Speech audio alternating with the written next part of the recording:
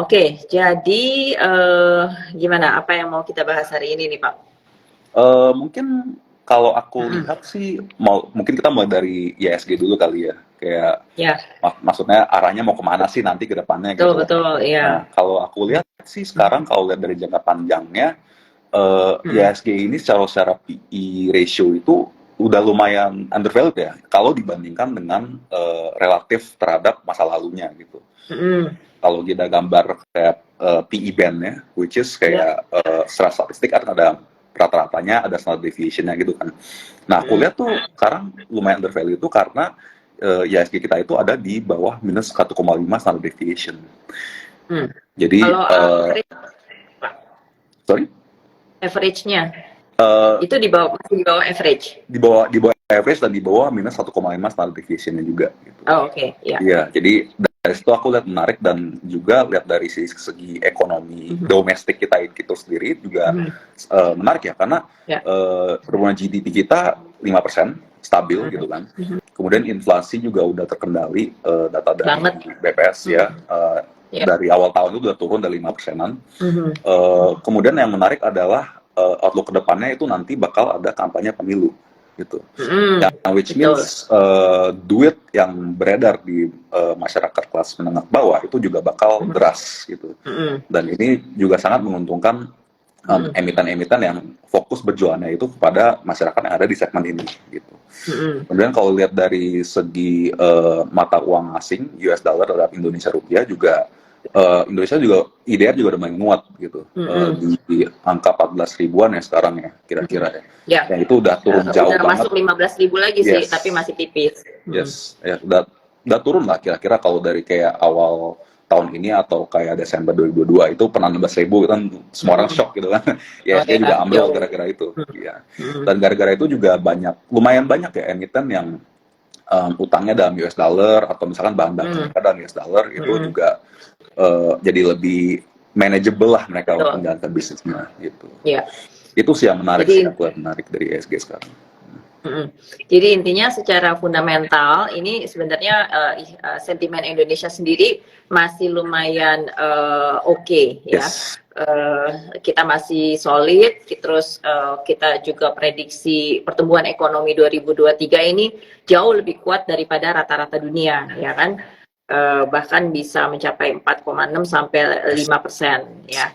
Nah, tapi sayangnya memang kalau sentimen dunia nih lagi bau-baunya resesi, walaupun kita nggak kena resesi, tapi kita kayak kena sentimennya gitu ya Pak ya. Ya, ya. Mm-mm. Makanya aku lihat tuh ESG tuh kayak diombang-ambing gitu ya, kayak mau naik nggak Betul. bisa, mau turun juga susah Mm-mm. gitu kan. Kalau mau turun juga Iya. ya ekonomi kita bagus gitu kan. Mau naik juga Mm-mm. Amerikanya bank-bank kecilnya rusak lagi, bangkrut Iya. lagi gitu kan. Ya, Mm-mm. jadi agak Itu, galau-galau lah ESG-nya gitu. iya. Karena kegagalan beberapa bank di Amerika itu bulan Maret itu juga sempat menimbulkan ketidakpercayaan pada sistem perbankan konvensional, ya kan? Nah, padahal pasar finansial itu sejatinya adalah tulang punggung dari pasar keuangan, ya kan?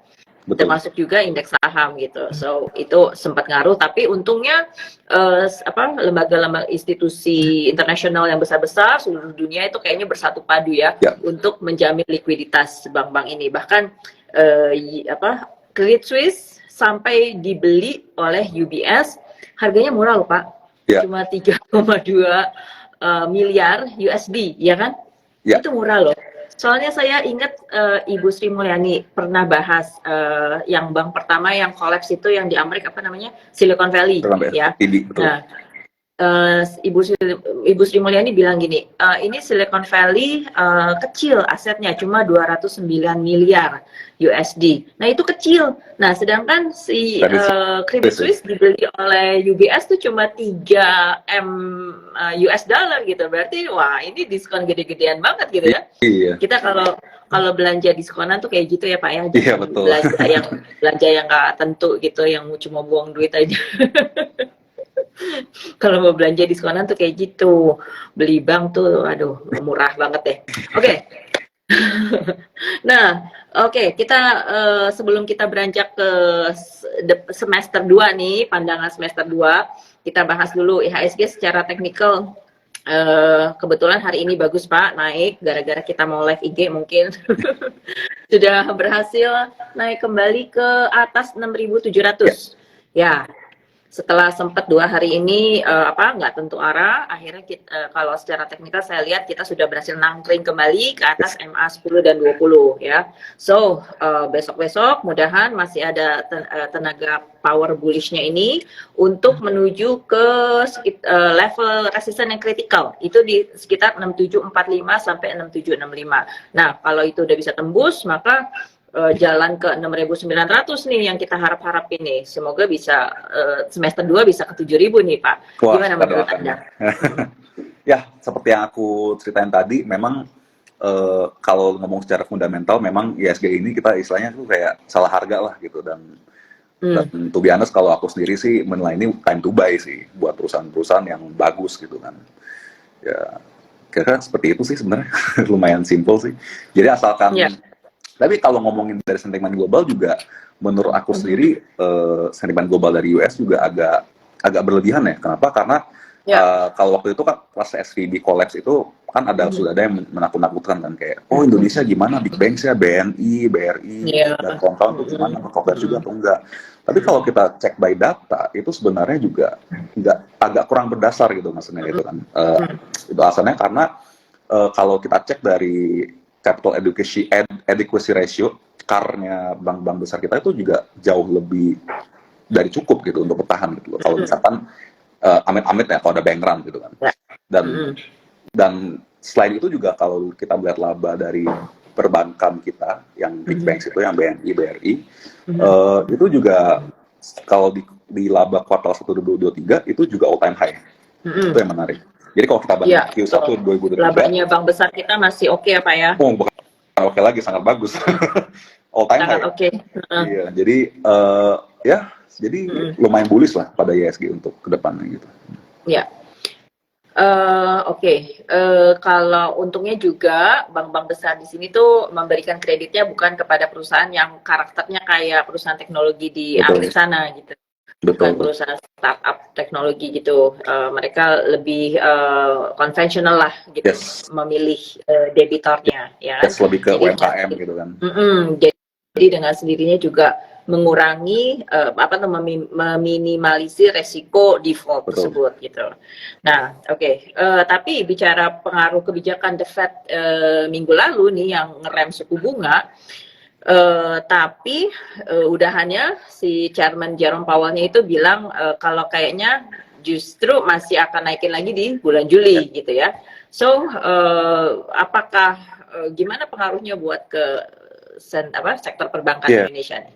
Kalau saya lihatnya lebih ke kalau Jerome Powell masih berani buat naikin suku bunga lagi di US, itu artinya bank-bank kecil yang lain mereka di sana itu posisinya lebih rentan lagi kan. Kan mereka taruh obligasi pas suku bunga itu lagi rendah-rendahnya, sekarang udah dinaikin lagi sama Jerome Powell, which means yield-nya itu udah negatif kan buat mereka.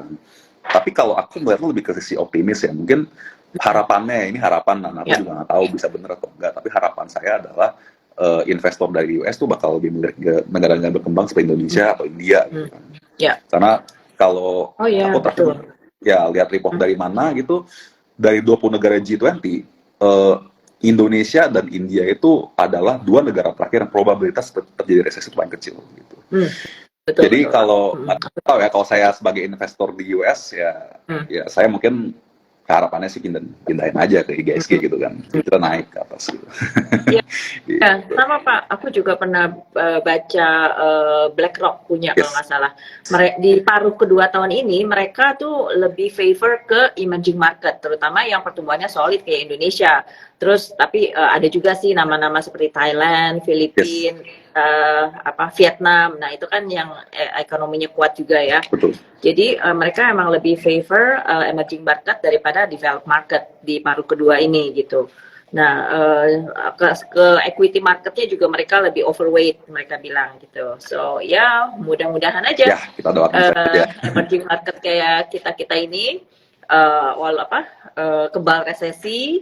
Terus consumer spending kita juga masih bisa mendukung ya kan menuju target GDP 5%. Nah, jadi kita rasa itu apa sama apa consumer spending itu akan dibantu oleh sentimen pemilu nih Pak tahun depan ya kan, yang seperti yang tadi Bapak bilang itu. Jadi mudah-mudahan di paruh kedua ini katalis tersebut yang akan mempengaruhi IHSG pergerakannya. Atau mungkin Bapak ada idea lain lagi, gimana Pak? Ya, kalau saya mikirnya sih dengan IHSG udah undervalued ini, kayak kalau nggak beli itu rasa sayang gitu ya. Maksudnya, ya kalaupun amit-amit ternyata IHSG ambrol lagi gitu kan, risiko kita tuh udah rendah sebenarnya gitu. Dan risiko rendah, offsetnya juga tinggi. Jadi ya no-brainer lah gitu. Cuman kadang itu tadi ya, sentimen gitu ya. kan. Sentimen. Tapi Kadang justru karena sentimen dari, justru karena sentimen kita bisa dapat harga murah gitu kan sebenarnya. Betul. Jadi selama saham masih murah, masih kayaknya belum kemana-mana, harganya masih bengong-bengong aja, bisa kita gunakan kesempatan ini untuk akumulasi buy bertahap. Mungkin begitu ya Pak ya? Betul. Setuju nggak Pak? Setuju sekali Bu. Okay. So, kayaknya cara untuk bertahan di ekonomi seperti ini justru dengan cara terus belanja, Pak. Soalnya Pak si Khatib Basri pernah bilang di awal tahun ini gitu, ketika hashtag kita kan tahun 2023 tahun resesi, tahun gelap gitu, menakutkan lah apa. Tapi dia bilang gimana caranya untuk mengatasi terus belanja, dia bilang gitu. Betul. Kalau dulu kita dibilangin orang tua hemat pangkal kaya, tapi kalau sekarang belanja ini adalah cara bertahan, cara survive, dia bilang, dari resesi. Dan ternyata betul juga. Betul. Oke. Nah, dari data ekonomi yang menarik kemarin itu di trade balance, walaupun ternyata kita meleset jauh ya dari forecast, tapi ada kenyataan menarik di balik angka cuma 440 juta US dollar ya, itu meleset jauh sih memang dari prediksi di sekitar 3 miliar USD trade balance gitu. Nah, tapi itu justru menunjukkan bahwa ekonomi Indonesia kebal resesi Pak, karena terbukti ekspor sama impornya tuh naik drastis gitu di atas forecast. Jadi kelihatannya di dalam negeri lagi sibuk nih Pak, impornya tuh naiknya 14% lebih gitu. Kayak kalau kita punya toko atau punya usaha, kirim barang terus gitu, pasti kita mau bikin something gitu kan ya. Nah, berarti ini mungkin ada sentimen IKN kah atau apa Pak kira-kira nih kita? Tuh banget saya kurang tahu ya Bu. Tapi memang kalau consumer goods sih, mereka bilang barang yang diimpor itu kebanyakan barang baku sama consumer goods. Kalau saya melihatnya memang ya roda ekonomi lagi berputar dengan kencang aja sih. Karena kalau kita lihat dari pertumbuhan kreditnya Big Bank juga naik terus gitu kan, even BCA juga sama naik terus kan pertumbuhan kreditnya, dan laba mereka juga all time high gitu. Jadi saya melihatnya ini lebih kayak ya emang ekonomi lagi berputar aja sih gitu. Gitu. Nah, bicara tentang perputaran ekonomi, tentunya kita juga bicara tentang rotasi sektor nih Pak. Betul. Kan karena market lagi sepi-sepi begini, kayak layangan putus gitu Pak, nggak tentu arah. Jadi kita rotasi sektor menentukannya bagaimana ya baiknya Pak secara sektoral nih?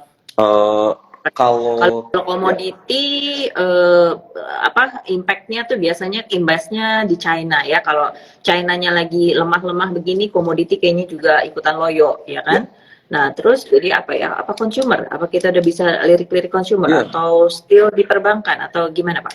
Ya kalau saya lihat sih kita di Recompound kita melihatnya itu lebih kalau di tahun ini ada 2 sektor ya yang kita lirik ya, yaitu satu adalah di consumer goods yang tadi saya bilang, tapi yang kedua adalah otomotif. Otomotif dan properti. Properti juga. Jadi ada 3 gitu. Udah mulai bangkit ya Pak? Kalau ngomongin sektor energi, sepertinya nanti dulu deh gitu kan, karena kan harga batubara juga mulai turun gitu kan. Jadi proyeksi laba perusahaan batubara di Indonesia ke depannya juga bakal turun, which means dividen yang balikan juga bakal turun juga gitu. Tapi beda halnya dengan misalkan otomotif gitu kan. Windfall-nya baru terjadi tahun ini, kenapa? Karena para pengusaha batubara yang dapat berkah gitu kan istilahnya di tahun-tahun kemarin. Itu spending duitnya kan pasti ya kalau bisa mereka purchase luxury items gitu kan, kayak seperti mobil. Itu juga trickle down ke karyawannya mereka juga, yang itu juga menstimulate ekonomi kita gitu. kalau nanti menjelang pemilu, consumer pastinya Pastinya pegang consumer. peranannya Pak. Ya. Betul.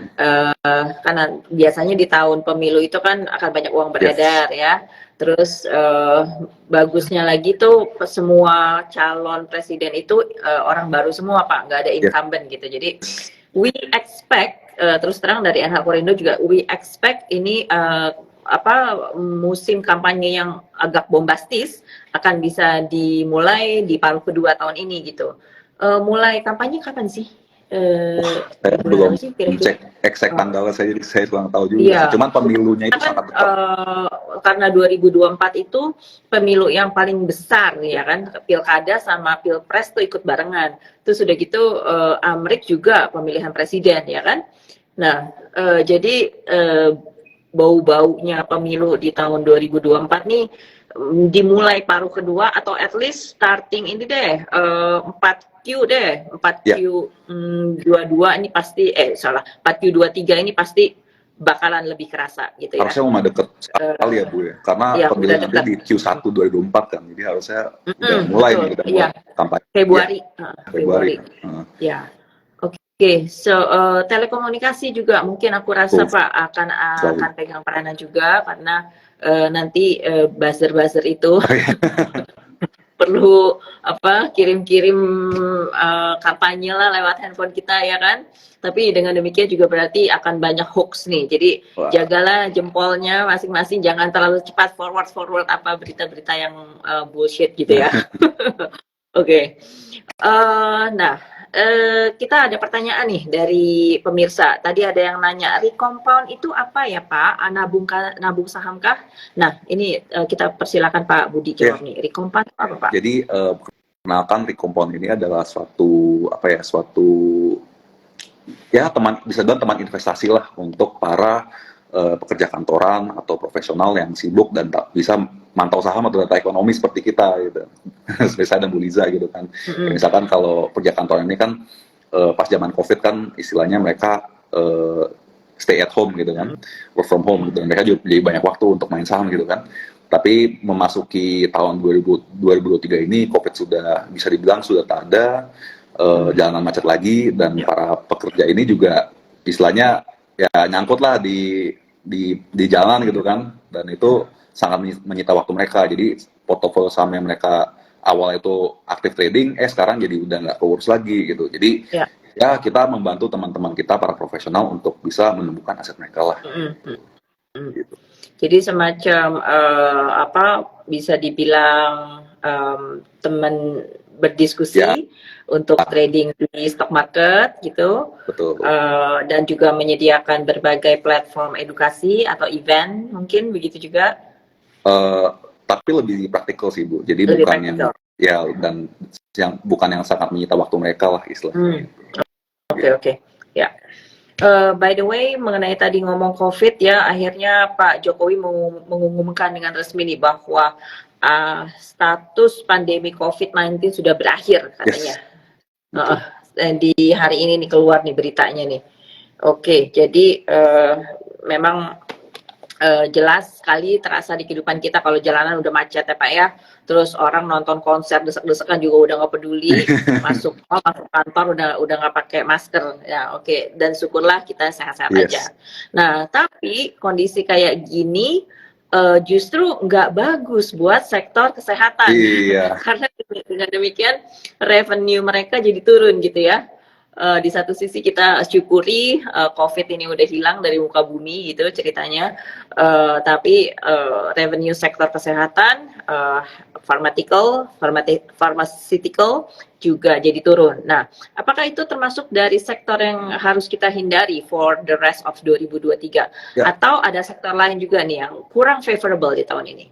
Kalau aku melihatnya kalau sektor kesehatan itu bisa dibagi dua lagi ya Bu ya. Jadi ada satu bagian emiten kesehatan yang melakukan investasi yang besar-besaran pas zaman COVID, yang which means mereka mengalihfungsikan atau mereka membeli pabrik baru untuk memproduksi masker atau membantu membuat vaksin. Itu pasti terimpact dan laba mereka pasti bakal anjlok di tahun-tahun yang seperti ini. Tapi di sisi lain juga ada sektor kesehatan yang sebenarnya mereka malah zaman COVID itu malah nggak ngebantu untuk bikin vaksin atau bikin masker. Gitu.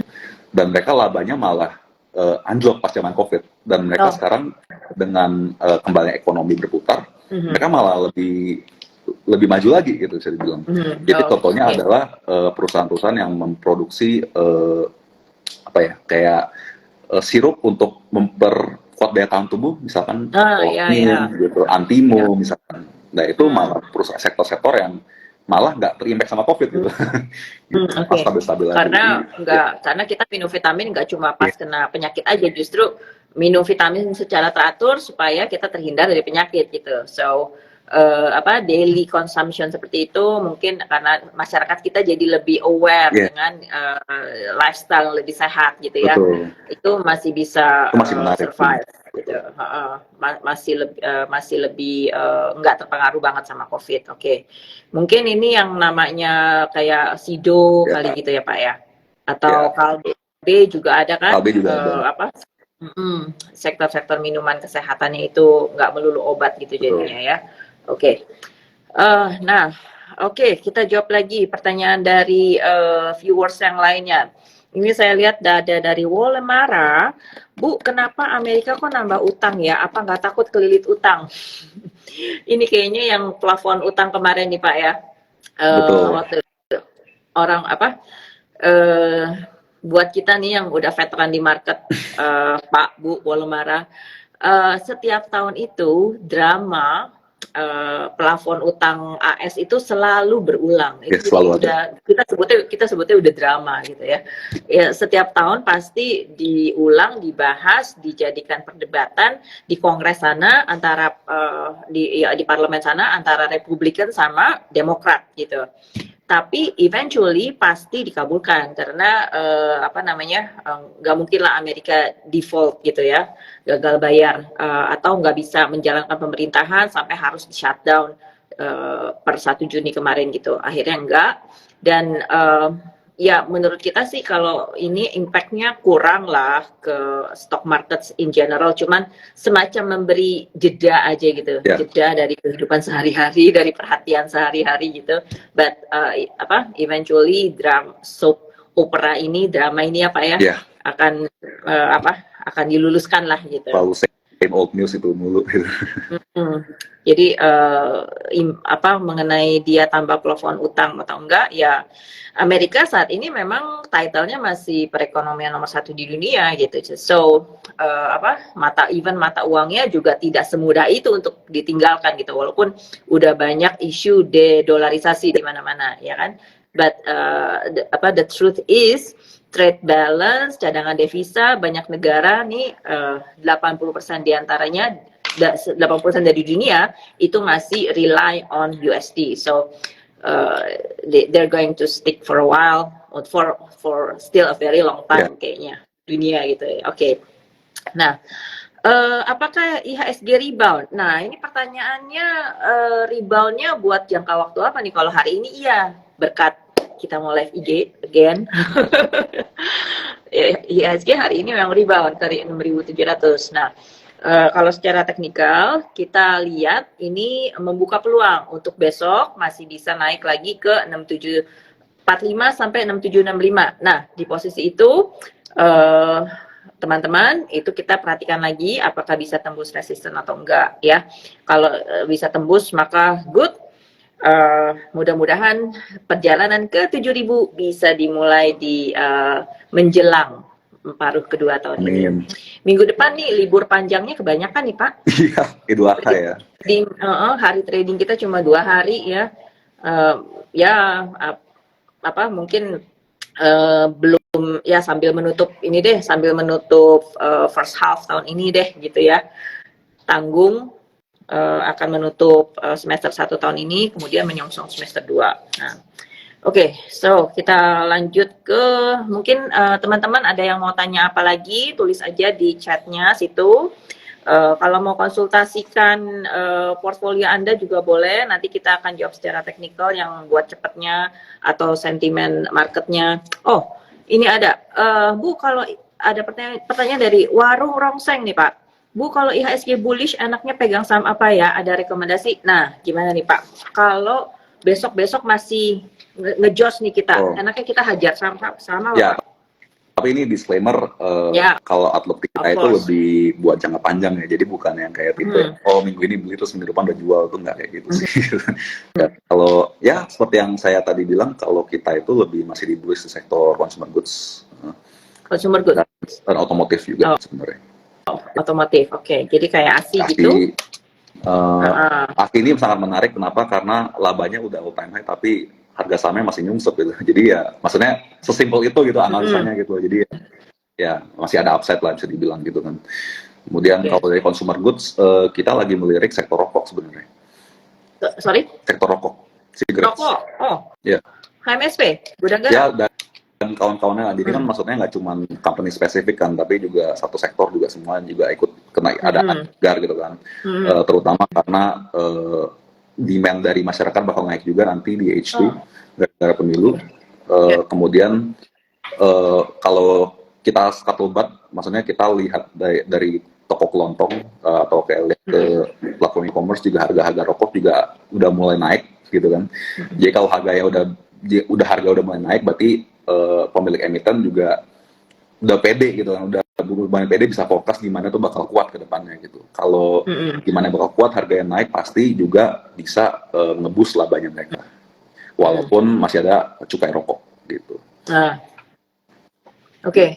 Bicara pergerakan harga, hari ini gudang garam kayaknya breakout nih. Cuman kalau HMSP masih diam-diam aja di situ. Iya. Hari ini gudang garam ditutup di harga, sorry nggak kelihatan, nggak pakai kacamata. 28725 ya. 28725, sedangkan si HMSP masih flat di sekitar 950. Oke. Kayaknya apa namanya? HMSP ini level psikologisnya di 1000 ya, Pak ya. 1000. Kalau udah tembus 1000, nah itu bakalan lebih prospektif untuk bisa ke target. Sekitar sekitar 1100 tuh ada gap di situ. 1130 persisnya, 1130 sampai 1200-an. Oke. Terus tadi kalau ASI hari ini juga ditutup menguat. Bagus, rupanya IHSG hari ini kebantu ASI. Yes. Di closing di harga 6925. Oke.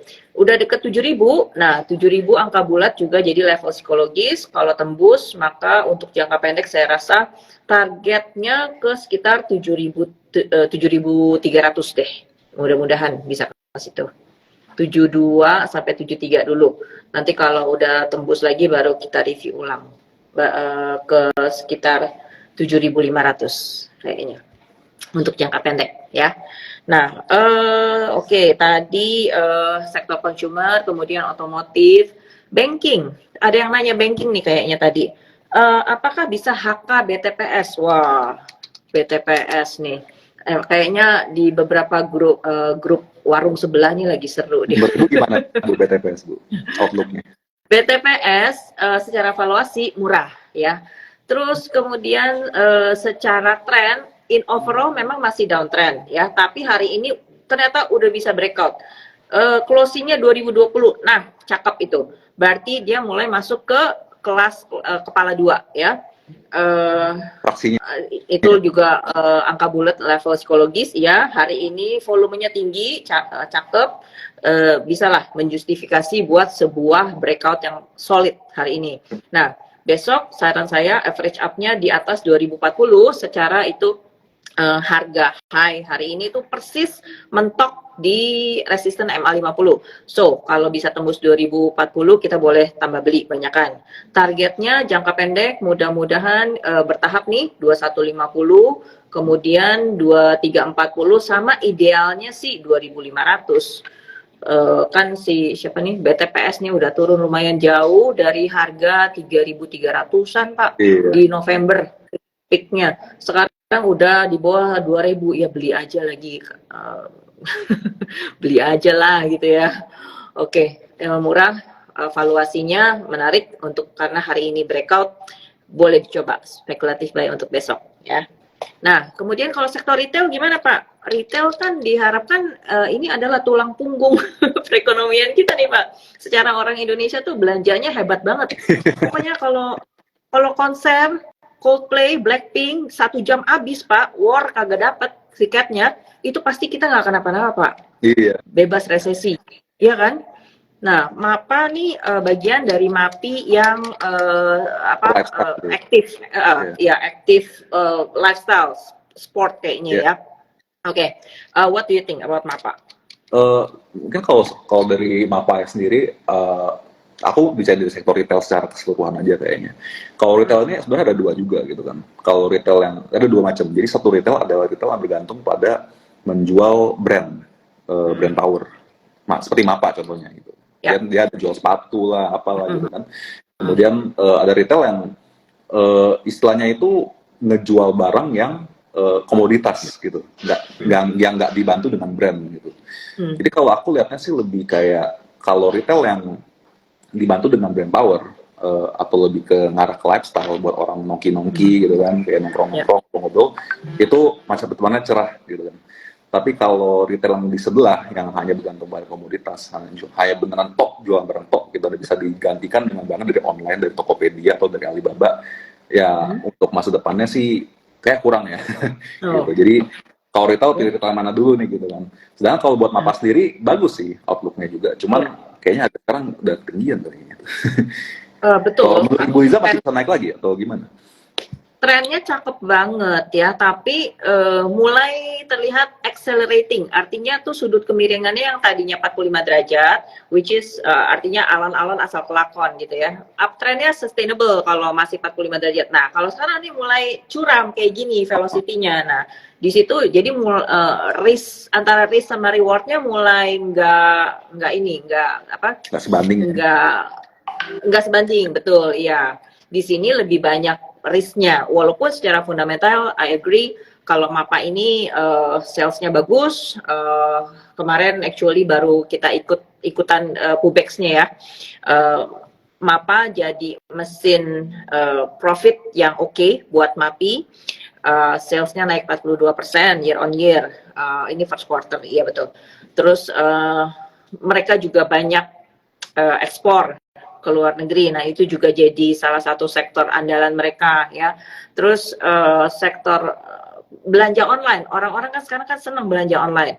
Nah, dari situ kebantu banget juga dari marketplace, mobile app, banyak pilihan belanja dan bisa mencapai yang penting itu bisa mencapai demografi masyarakat yang luas gitu. Jadi nggak cuma buat orang muda aja, tapi orang tua juga ada, anak-anak even juga ada gitu kan. Nah, jadi kalau untuk regional branded commerce ini MAPA ini masih punya potensi lebih gitu ya, apalagi dengan gaya hidup yang lebih ke teknologi saat ini gitu. Tapi betul kalau ngambil di harga sekarang ini kayaknya risk sama rewardnya nggak sebanding. Naiknya udah lumayan banyak dan volatility-nya tadi juga udah terlalu curam. So kalau di saat ini buat yang masih punya MAPA, saya sih lebih rekomen untuk hold aja. Jangan tambah beli lagi kecuali dalam percentage yang kecil gitu ya. Jadi piramid, pakai model skema piramid, makin ke atas harga makin mahal tuh justru persentase belanjanya tuh harus lebih sedikit gitu. Jangan bikin average price portfolio kita jadi tambah mahal gitu. Nah, perhatiin aja resistennya MAPA saat ini ada di angka 6850 sampai 6900 atau 7000 deh. Kita buletin angka bulet. Nah, tapi kalau dari sisi indikator alias RSI secara teknikal ini kita lihat udah mulai muncul negative divergence. Ya, negative divergence. Artinya di atas sini momentum belinya mulai berkurang. Ya jelas karena harga semakin mahal ya nggak Pak? Yang ada malah tersembunyi ancaman orang distribusi. Ya, jadi kayak ada udang di balik bakwan ini, hati-hati. Apalagi kalau MAPA jebol support MA20. Selama ini pada waktu dia uptrend MAPA tertib sekali berjalannya di atas MA10 dan 20. So kalau Bapak Ibu pasang chart di depan muka ini ketika trading, simple sekali, pasang aja MA10 dan 20, nanti akan kelihatan jalur pendakiannya MAPA. Nah, kalau MAPA-nya itu jebol support MA20, itu artinya dia keluar dari jalan yang benar. Dan itu merupakan siaga gitu ya, kita harus siaga atau mungkin kurangi posisi. Oke. Nah, Oke, kita lanjut ke pembicaraan kita nih Pak. Ya. Berhubung, sektor yang tadinya harus dihindari udah kita bahas. Arto, saham Arto nih Pak, lagi mendapat pertanyaan karena biasanya dia diam-diam aja Pak. Kok hari ini kayaknya lebih semangat ya? Apa ada sepatah dua patah kata mengenai Arto Pak? Saya ngomong. Ya. Ya, kalau saya bilang sih Arto dan digital banks lainnya istilahnya sekarang sedang membuktikan diri mereka lah gitu kan. Maksudnya kan tahun 2021 kan istilahnya naiknya gila-gilaan gitu kan dengan valuasi yang sangat tinggi gitu kan. Jadi istilahnya tahun ini tuh lagi ngebuktiin nih, ini fundamentalnya nih beneran bisa mencerminkan harga yang naik gila-gilaan atau enggak gitu. Gitu. Jadi buat sekarang sih kita belum bullish lah sama digital banks. Betul, mungkin kalau sentimen jangka pendek buat Arto itu karena ya itu tadi dia bank digital dan market pelaku pasar ini punya harapan bahwa tren naik suku bunga The Fed itu sudah mendekati akhirnya gitu. Tapi sebenarnya tingkat inflasi mereka masih jauh dari targetnya si The Fed itu sendiri, yaitu di 2%. Tapi Amerika patut kita apresiasi. Dari puncaknya di 9% itu, inflasi mereka di sekitar Juni 2022 kalau nggak salah, sekarang udah bisa turun ke 4%, ya kan? Udah sama dengan Indonesia ya. Kita juga di 4%. Ya kan, tapi core inflation kita lebih terkendali, kita udah berhasil di bawah 3%, which is merupakan target dari BI. Nah, yang jadi problem mungkin Eropa, ya. Eropa ini masih jauh nih Pak. Tadi Inggris baru rilis angka inflasi Mei mereka. Ternyata nggak turun-turun Pak, alot bener di 8,7%. Jadi dibilangnya tuh Bank of England nih rada-rada gagal katanya mengendalikan inflasi di Inggris gitu. Ini merupakan tugas berat buat Eropa, kan England udah nggak termasuk Euro ya. Oke. Ya. Dan ECB kemarin juga masih dalam rangka naikin suku bunga lagi gitu. So ya ada perbaikan sedikit demi sedikit dari belahan dunia mana-mana gitu, tapi masih ada yang ketinggalan karena Eropa gitu. Mereka memang lebih dekat dengan situasi konflik perang Rusia Ukraina, akibatnya mereka jadi lebih susah gitu ya untuk mengendali inflasinya sendiri. Oke. Nah, Arto ini juga keimbas sentimen bahwa mungkin ya The Fed akan segera bisa menghentikan kenaikan suku bunga, walaupun kenyataannya masih jauh loh Bapak Ibu. Jadi jangan terlalu ngarep.com. Jangan terlalu ngarep bahwa The Fed akan even ada pemotongan tahun ini. Aduh, itu kayaknya masih jauh dari pikiran ya Pak ya tahun ini ya, unlikely ya. Ya. Kalau bank digital gitu tipe-tipe seperti itu ya harus nunggu bank suku bunga 0% dulu, money printer mode gitu. Baru main saham-saham kayak gitu. Tapi kalau enggak ya stick to the fundamental bagus lah. Ya. Tapi untuk jangka pendek, kalau Bapak Ibu lagi mau trading Arto, hari ini patut diakui posisi closingnya bagus di 3220 itu adalah posisi closing yang paling mantap dalam seminggu 2 minggu terakhir ya. Jadi besok kalau masih ada kekuatan untuk tembus 3320, masih ada bullish tenaganya, itu kita boleh average up. Nah, targetnya untuk jangka pendek probably sekitar 3.700 3.800 ya. Masih lumayan tuh upside potensialnya. Ya kita pantau lah bersama-sama. Ada gap di 3280. Ya, oke.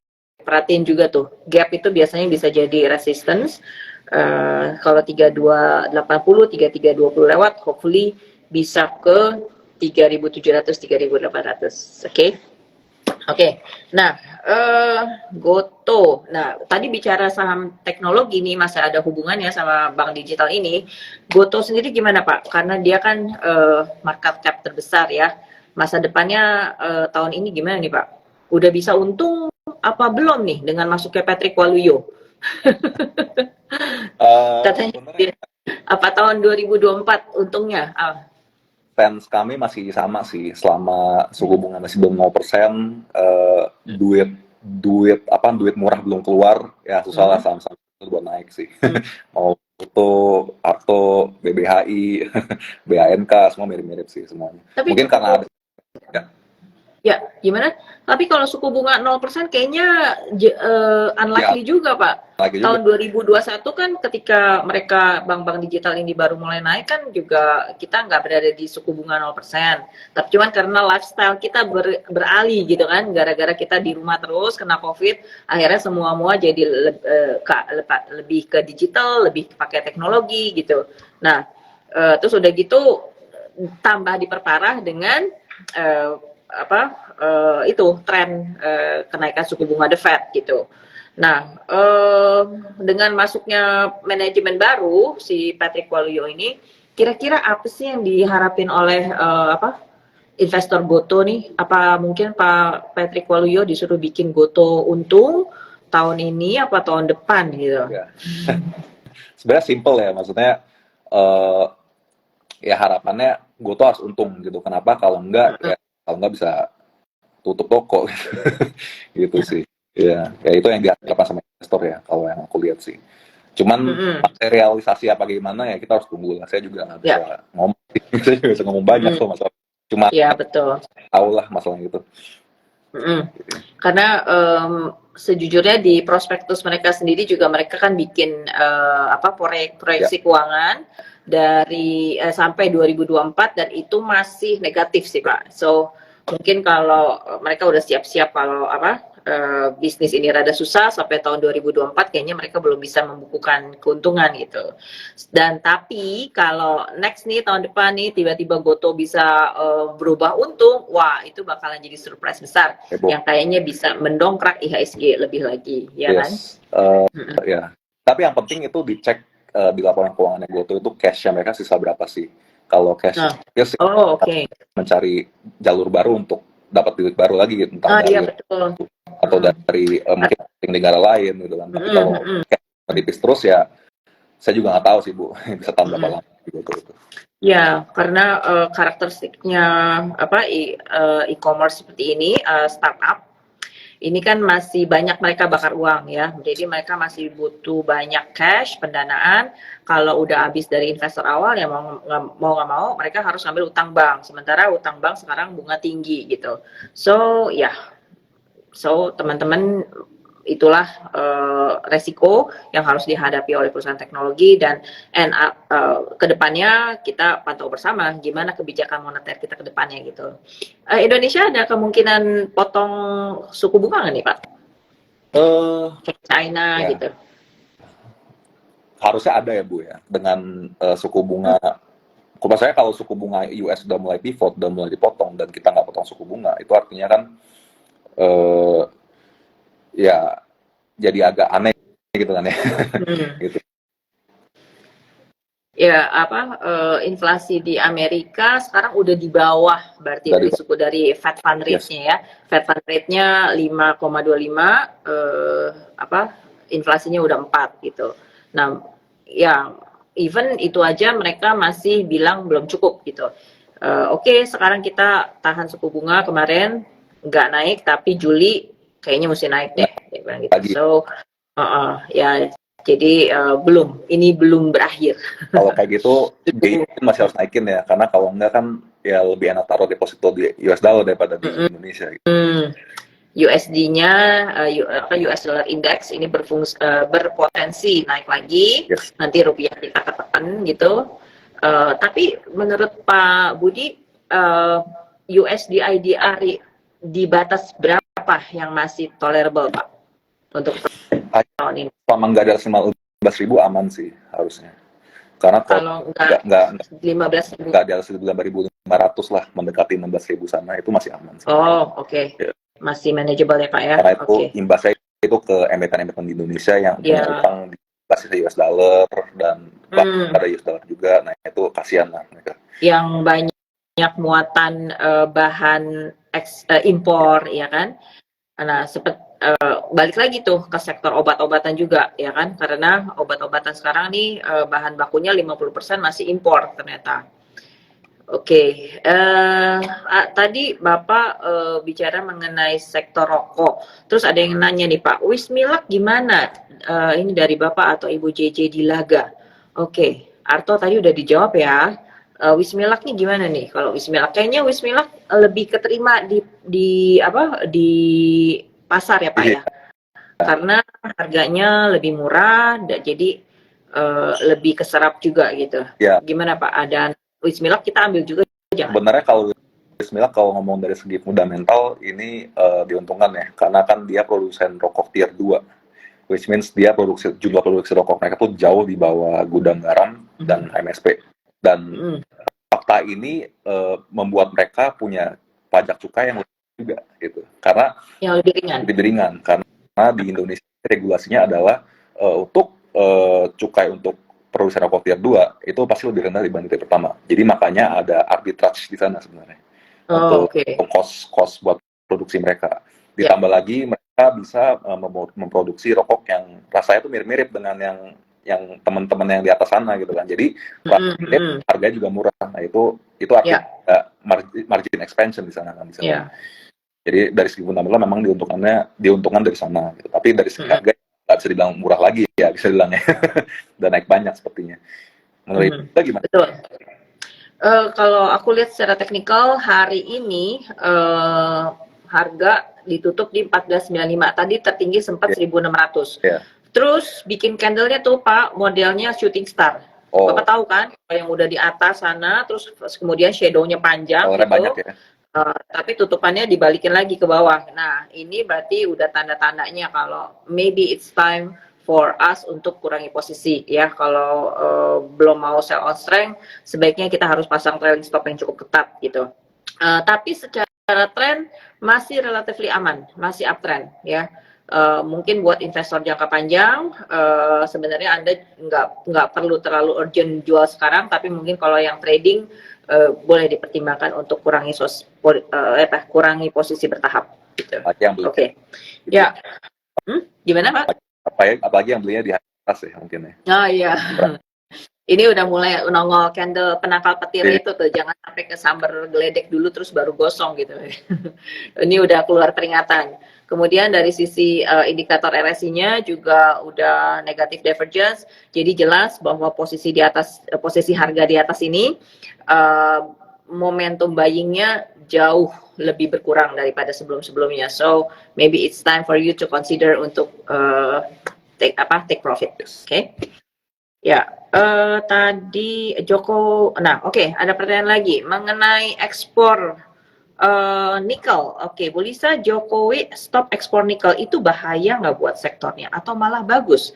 Kembali dari teman kita Wolemera, menurut Bapak gimana nih? Sektor tambang juga nanti kita bahas secara keseluruhan, tapi nikel itu kan a bit special ya Pak ya, terutama karena EV is the future ya kan. Nah, kita stop ekspor nikel. Menurutmu gimana Pak? Menurut saya ini secara jangka pendek mungkin ada imbas negatif ya. Cuman kalau di jangka panjang juga bagus ya, karena kalau aku lihat dari Pak Jokowi ini emang lagi istilahnya benar-benar push untuk hilirisasi nikel ya. Betul. Jadi nikel itu nggak langsung dari tambang langsung muncrat keluar gitu kan, tapi benar-benar dulu menjadi value added goods baru diekspor dan marginnya yang kita dapat juga lebih tinggi. Jadi secara jangka panjang memang jauh lebih baik sih sebenarnya aku lihat. Tapi memang jangka pendek ya pasti ya ketekanlah laba para penambang nikel. Iya betul. Gini, sebagai tambahan, ketika waktu dulu Pak Jokowi belum terapkan kebijakan harus bikin smelter, itu nikel diekspor mentah-mentah kayak gitu tanpa value added, itu cuma memberikan sumbangsi kepada income kepada negara itu cuma 1/10 dari cuma 1/10 dari apa yang didapat sekarang oleh negara gitu. Jadi Pak Jokowi, pemerintah Indonesia udah tahu betapa cuannya sekarang gitu setelah nikel itu diolah jadi bahan baku setengah jadi, dibikin smelter dulu gitu supaya value added-nya nambah. Nah, itu berhasil membuat pundi-pundi Indonesia itu puluhan kali lipat even gitu ya. So disitulah pinternya Pak Jokowi, ya kan, dia tahu bahwa Indonesia ini punya cadangan nikel yang cukup signifikan di dunia, dan lagi like I said before bahwa EV adalah masa depan dunia, ya kan. Jadi kalaupun ada perusahaan-perusahaan luar negeri tertarik dengan nikel kita nggak boleh ekspor ke sana, tapi mereka yang diundang untuk berinvestasi di Indonesia, dirikan pabrik di sini, dapat insentif tax holiday apa kalau nggak salah, malah dikasih lahannya gratis ya kalau nggak salah ya Pak ya, pernah dengar nggak? Dikasih lahan gratis untuk didirikan pabrik, also ada tax holiday. Nah itu pintarnya Pak Jokowi untuk meningkatkan foreign direct investment ke negara kita gitu. So seperti yang dibilang oleh negara-negara G20 itu waktu mereka kumpul-kumpul di Bali, Pak Jokowi dipuji bahwa dia sudah menjalankan ekonomi Indonesia dengan lebih baik, jauh lebih baik daripada negara-negara Barat kebanyakan gitu ya. Oke. Nah, penasaran, ada lagi yang bertanya dari Warung Rongseng, kembali penasaran sama PIK 2. Nah, Pani nih Pak yang kemarin baru RUPS menunjuk Pak Sugianto Kusuma jadi dirut ya. Backdoor listing. Gimana prospeknya Bu? Kayaknya udah nggak backdoor listing deh. Kemarin udah jelas-jelas namanya dirubah kan jadi PIK 2. Pantai Indah Kapuk 2 jadinya itu. Ya, udah jelas-jelas ganti nama jadi PIK 2. Jadi mereka udah open. Even Pak Sugianto Kusumanya alias Pak Aguan itu udah dilantik jadi dirutnya. Gimana prospeknya Pak? Apakah ini bakal jadi the rising star? Ya, ini nggak pom-pom ya, maaf ya teman-teman. Ini bukan pom-pom. Ya aku coba bahas objektif aku lah. Maksudnya kan kalau ngebahas kan pasti subjektif kan ya. Orang punya point. Ya. Kalau aku lihatnya sih lebih Pan itu lebih asset play ya gitu kan. Karena kan lebih memanfaatkan land bank yang ada di Tangerang sana kan, Tangerang Utara. Yang dekat laut. Dan kalau nggak salah juga promosinya lagi digencar gencar banget ya PIK 2 itu ya. Kayak naik segala macam. Cuman kalau aku sendiri sebagai investor sih lebih melihatnya aku belum masuk sekarang sih karena masih butuh waktu lah untuk membangun PIK 2 itu, dan itu nggak sebentar kan, itu butuh 2-3 tahun dan butuh waktu segitu lamanya juga untuk melihat laba yang real dari perusahaan gitu kan. Jadi aku lebih ke sana sih kalau menurut Liza gitu, mungkin dari segi teknikalnya gitu. Oke, kalau dari segi teknikal, despite apapun yang terjadi di company, Pani bisa banget kita tradingin pakai teknikal Pak. Jadi hari ini tadi slow-nya tuh sempat di 1505 ya. Itu bagus banget kalau kita ambil hari ini buy on weakness, karena kenyataannya emang mantul dari situ ya. So target ke depannya itu resisten terdekat adalah 17.30, 17.50. Nah, kalau bisa lewat dari situ bagus, tapi kalau rada mogok ya mungkin ini sekedar trading cepat aja dulu. Lewat dari 17.50 maka target kita ada di sekitar 18.50 sampai 1.900 gitu. Oh, kamu right issue ya dia Bu ya? Kayaknya masih cari pendanaan juga demi mewujudkan kembali gitu.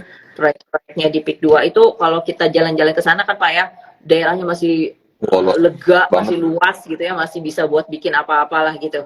Oke, kita nantikan saja sepak terjang Pani berikutnya, oke? Ya, nggak terasa nih Pak, udah jam 5. Sudah 1 jam kita ngobrol-ngobrol. Mungkin ada closing statement dari Pak Budi? Ya, closing statement dari aku ya ISG udah murah, cari saham yang murah. Ya semoga cuan. Itu aja. Amin. Ya, oke.